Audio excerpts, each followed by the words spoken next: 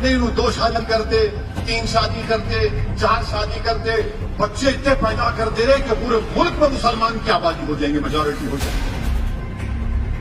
आप मुसलमानों से नफरत नहीं बल्कि आप भारत से नफरत कर रहे हैं। आज ही आया कि नेशनल फैमिली हेल्थ सर्वे 5 की रिपोर्ट है कि TFR गिर चुका है, यानी आबादी गिर रही है।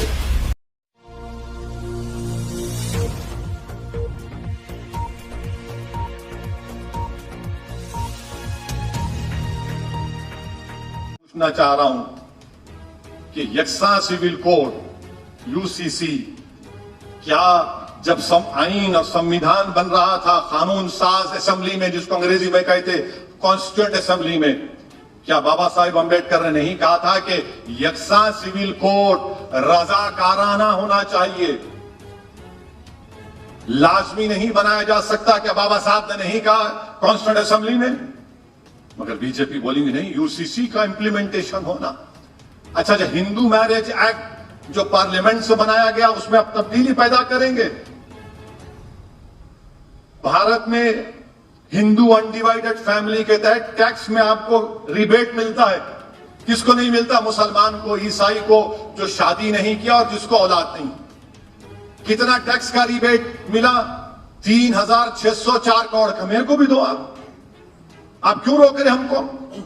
क्या यह फंडामेंटल राइट का वायलेशन है, राइट टू इक्वालिटी का? अच्छा, हिंदू मैरिज एक्ट में आप हिंदू मैरिज एक्ट आदिवासियों पर, कबायलियों पर लागू नहीं कर सकते।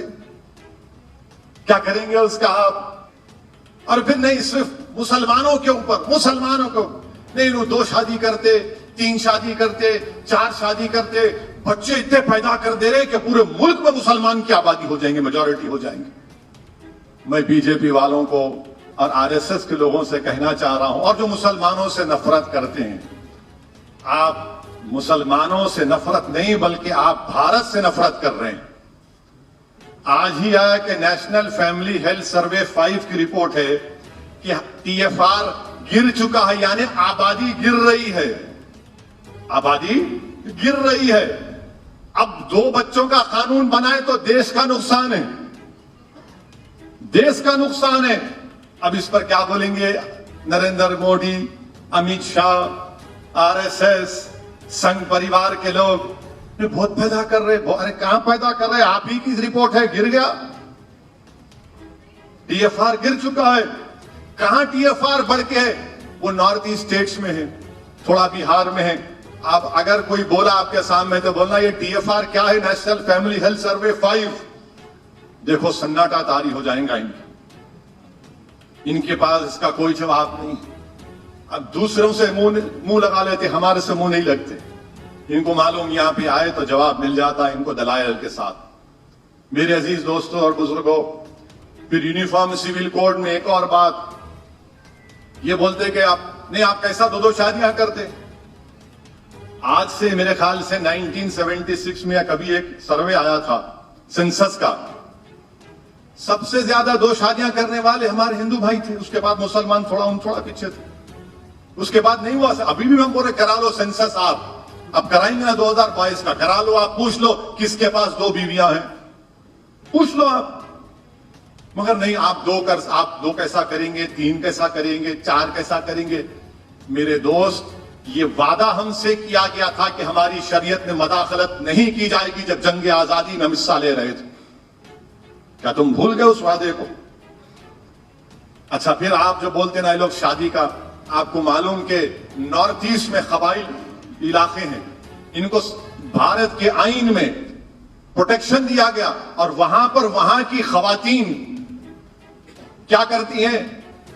2-2 शौहर, 3-3 शौहर रखती। आप खत्म करेंगे उसको? प्यारे, उसको खत्म करेंगे आप? और कबायली लोगों में तलाक कैसे होती है? एक दूसरे पे छोटा पत्थर फेंक लेते, तलाक हो गई। अब आप क्या करेंगे? उसको खत्म करेंगे। गोवा में अगर किसी हिंदू को, हमारे हिंदू भाई को शादी के बाद बेटा नहीं हुआ या औलाद नहीं हुई और बीवी की उम्र 25 और 30 साल की होगी तो दूसरी शादी कर सकता हो नहीं? उसको बदलेंगे आप, गोवा के कानून को।